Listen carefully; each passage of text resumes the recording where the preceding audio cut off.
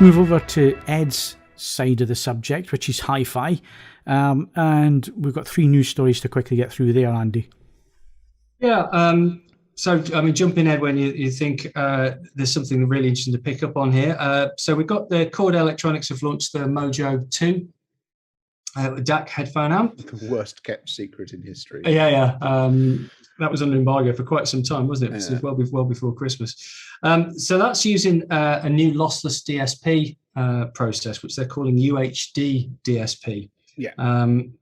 And the technical elements of that include some faff about 104-bit core, which gives better levels of accuracy for tone. Face-bendingly complicated. And, you know, I mean, this is not an open secret. The reason why there will be a Chord Mojo 2 review on AV-Films, it won't be me that writes it for conflict of interest reasons.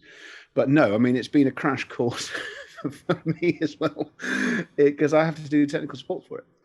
It's tremendously clever. Because the reason it hasn't appeared on any Chord product up until this point is because there were always concerns about it being fundamentally a lossy process to apply, and this passes their own checks and balances to not be that.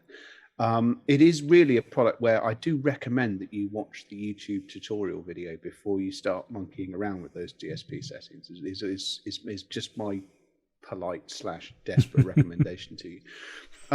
No, the interesting bit about this, obviously, I had a good look at the comments thread for this. Chord is in a unique position with this product because the original dates all the way back to 2015. It had micro B sockets. Because the poly attachment module is also fitted with those and it survives to now work with Mojo 2. It means that it's retained micro B as a charging socket, which I think Chord was completely accepted that was going to irritate a number of people who'd moved over completely to USB-C, and that was borne out by some of the comments in the thread. The alternative, of course, though, is to ignore customers who have already spent quite a lot of money with you with the existing module and really would be rather hoping that that would just bolt onto the new unit, which it does. So they took that decision for that reason. There is USB-C on there as well for audio purposes, audio only. There's one sort of sat underneath the micro B socket, which looks a bit odd, but works fair and fine. As I say, there will be a review of it. It's a clever piece of kit, and you know the likelihood is that it'll most likely do some decent numbers like the last one did. But yeah, I know that it's interesting to look at some of the comments, and I think some people were expecting something altogether different, and whether they will be continue to be disappointed after they've listened to it, I don't know. But we'll see what happens when a neutral party gets their hands on it. Yeah, well, that's available now, and £449. Okay, so the next announcement to pick up on is again probably something that Ed will be able to jump in on. It's the Pro-Ject A1 automatic turntable. So this is the first of a new range from, is it Pro-Ject? I don't think they care. Right. Just buy the product. In that case, neither shall I. So the Pro-Ject Automat range is the company's first fully automatic range of turntables.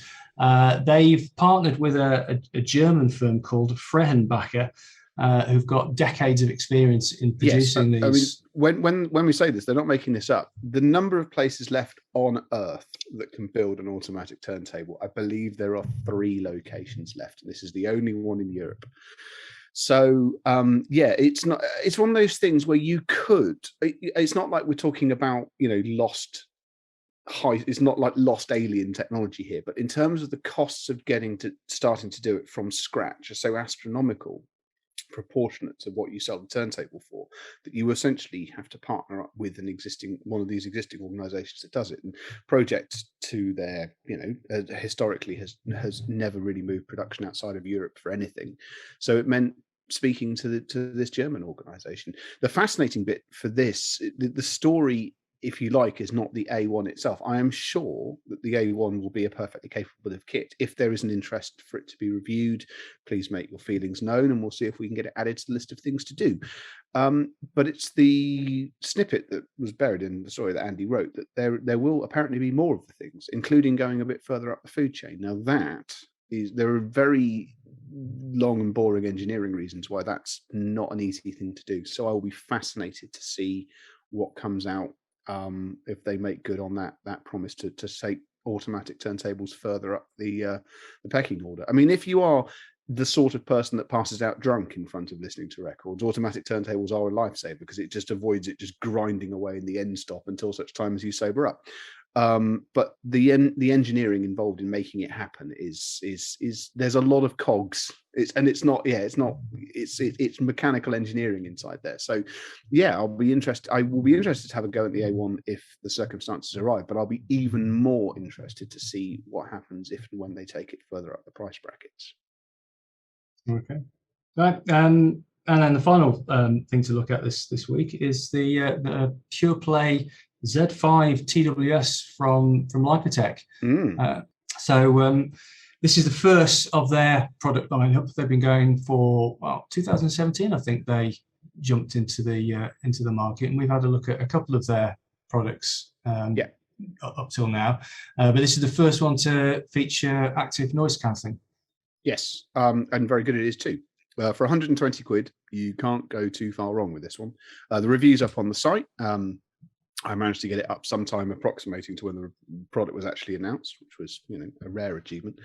And yeah, you can read my thoughts, but fundamentally it gets an awful lot right. It's not the most spectacular looking thing, and the case isn't as robust as some of the more expensive models that I've looked at. But musical performance is extremely impressive, and the noise cancelling is good enough that if you are in a public noisy environment, it just takes the edge off.